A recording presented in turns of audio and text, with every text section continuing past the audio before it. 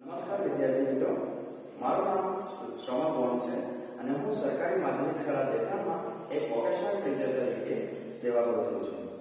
આજે આ વિડિયોની અંદર આપણે ધોરણ 9 ની અંદર બેઝિક ઇલેક્ટ્રિકલ અને ઇલેક્ટ્રોનિક્સની અંદર જે ઇલેક્ટ્રિકલ કમ્પોનન્ટ્સનો ઉપયોગ થાય છે તેના વિશે અહીંયા આપણે થોડું જાણીશું. ચાલો તો આગળ વધીએ.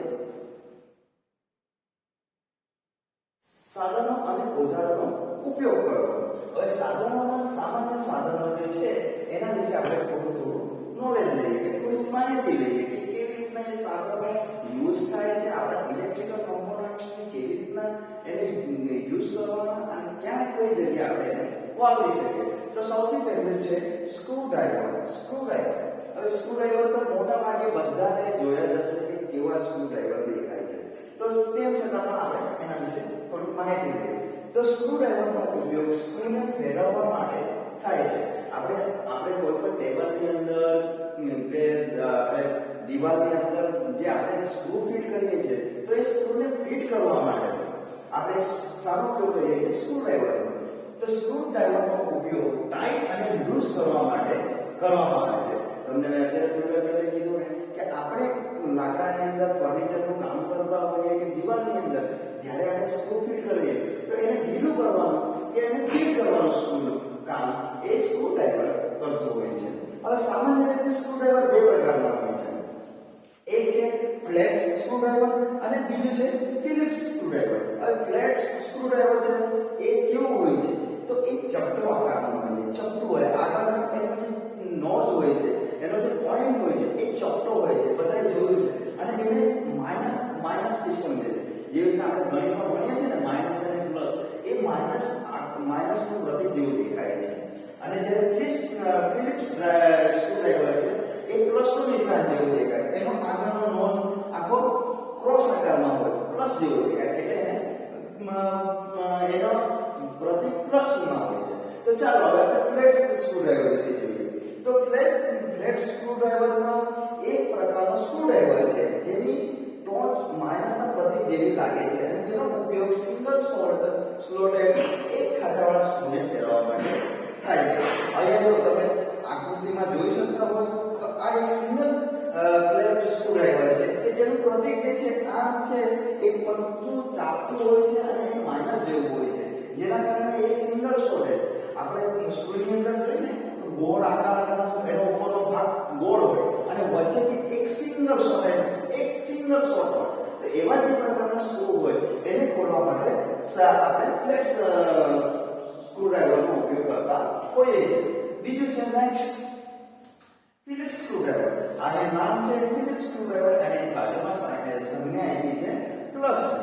તો હવે તમને મેં કીધું આ આકૃતિની અંદર તમે જોઈ શકો છો કે આ આકૃતિમાં જે સ્ક્રૂડ્રાઈવર બતાવ્યો છે એનો નોચ જે આપણે એને નોચ કહીએ એ નોચ કેવો છે?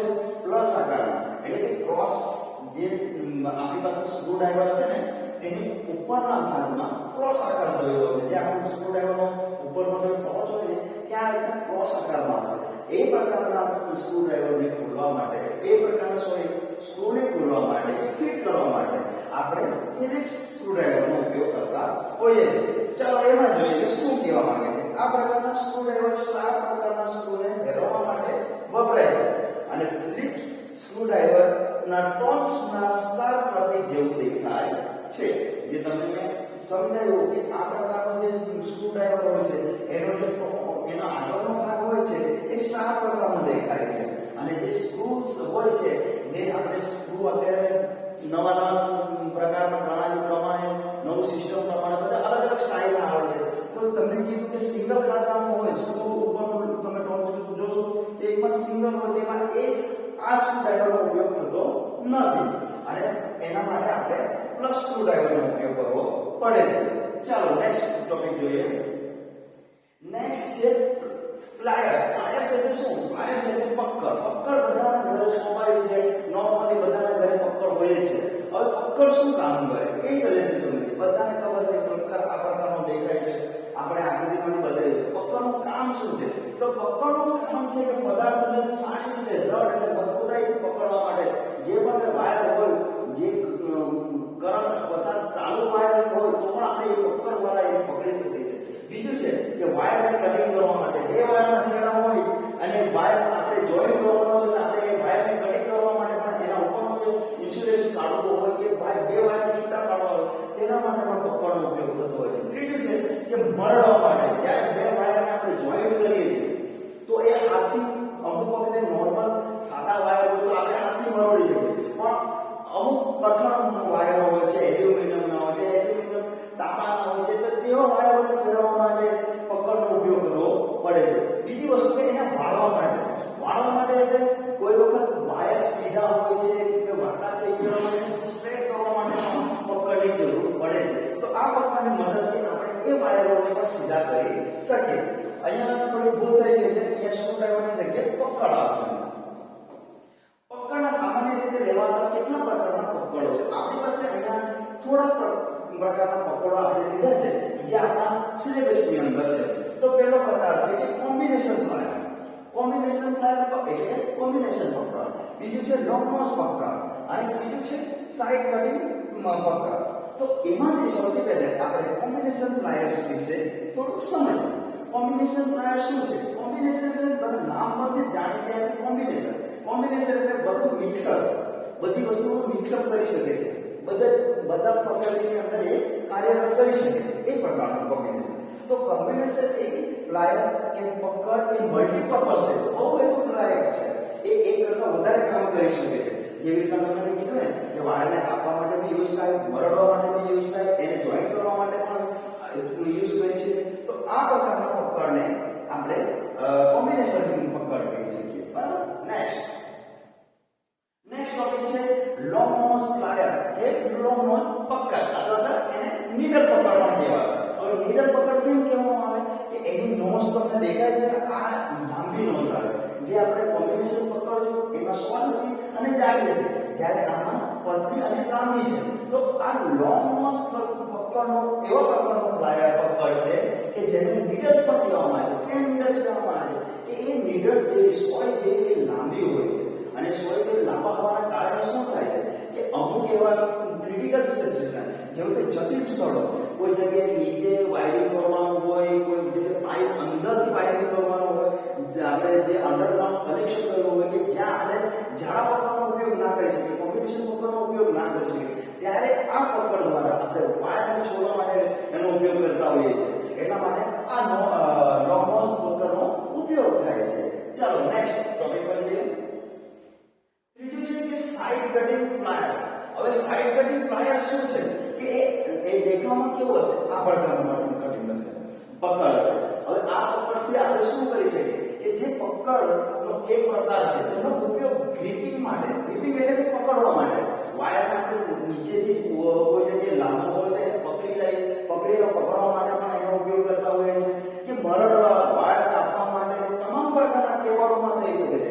જે હેવી લાઇનના આપણે જે કેબલો હોય છે એ કેબલોને કટિંગ કરવા માટે આ પ્રકારના પકડનો ઉપયોગ કરતા હોઈએ. હવે ચોથું છે કે સાઇડ કટિંગ પકડ. સાઇડ કટિંગ પકડ આ પ્રકારમાં આવે છે. આકૃતિમાં દેખાય છે ફિગરની અંદર.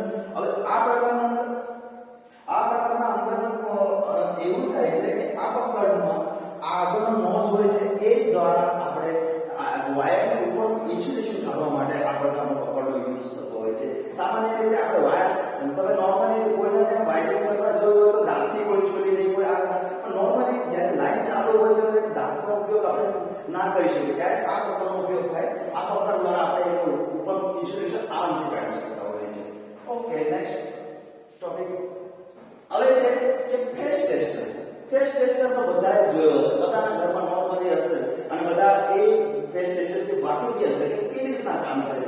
તેમ છતાં પણ આપણે જોઈએ પણ નોર્મલી રીતે આપણે ટેસ્ટરના નામથી ઓળખીએ છીએ કે ભાઈ ટેસ્ટર શું કરે છે? નામ પરથી જ આપણને ખબર પડી જાય. ટેસ્ટર એટલે ટેસ્ટ કરવું. આ પ્રકારનો ટેસ્ટર હોય છે. હવે આનું કામ શું છે કે આપણા ઘરની અંદર જે સપ્લાય આવે છે એ સપ્લાય બરાબર આવે છે, ફેઝ લાઈન આવે છે, નથી આવતી, એ જાણવા માટે કામ કરે છે. તો એ કેવી રીતના કામ કરશે?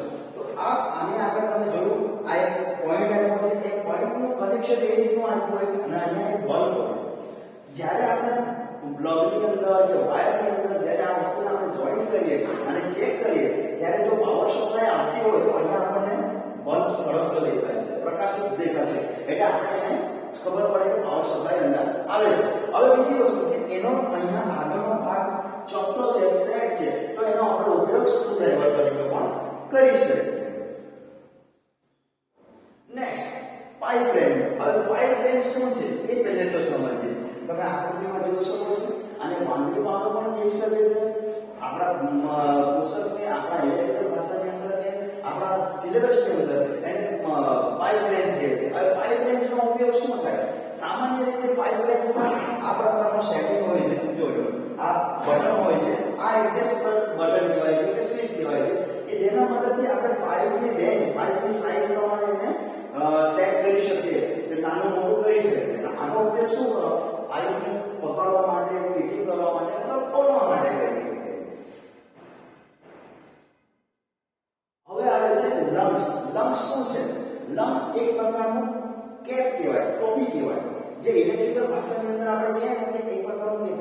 જ્યારે આપણે ડિસ્ટ્રીબ્યુશન લાઇનની અંદર વાયરને જ્યારે જોઈન્ટ કરવાનું હોય તો બસ બારની અંદર બે વાયર આપણે જોઈન્ટ કરીએ તે બરાબર જોઈન્ટ ના થાય. કોઈ વખત ફોલ્ટ વધારે થઈ જાય તો ધડાકો થવાની શક્યતા હોય. તો તે ટાઈમે આ લંગ્સનો ઉપયોગ થાય. આ લંગ્સની અંદર શું કરવામાં આવે કે વાયરનો એક છેડો આખો પેકિંગ કરી દેવામાં આવે અને એક છેડાને બીજા છેડાની સાથે કનેક્ટ કરીને સ્ક્રૂડ્રાઈવર સાથે જોઈન્ટ કરી દેવામાં આવે. હવે છે 7મા નંબર પર ડ્રીલ મશીન. ડ્રીલ મશીન તો બધાએ જોઈ જશે, કેવી રીતના લોકો કામ કરે છે એના વિશે બી ખબર છે. થોડુંક આપણે એના વિશે જોઈએ કે ડ્રીલ મશીન એક એવું મશીન છે કે જેનો ઉપયોગ મોટા ભાગે લાકડાના કામો કરતા હોય, ફર્નિચરનું કામ કરતા હોય, કાં તો પછી મિસ્ત્રી લોકો પાસે વધારે હોય કે દિવાલોની અંદર છિદ્ર કરવું હોય, લાકડાની અંદર છિદ્ર કરવું હોય, તેના માટે ડ્રીલ મશીનનો ઉપયોગ થાય છે. ઓકે, ડ્રીલ મશીન ફર્નિચર અને લાકડાના કામ, કોન્ક્રીટની દિવાલોમાં ડ્રીલ કરવા માટે થાય છે. મને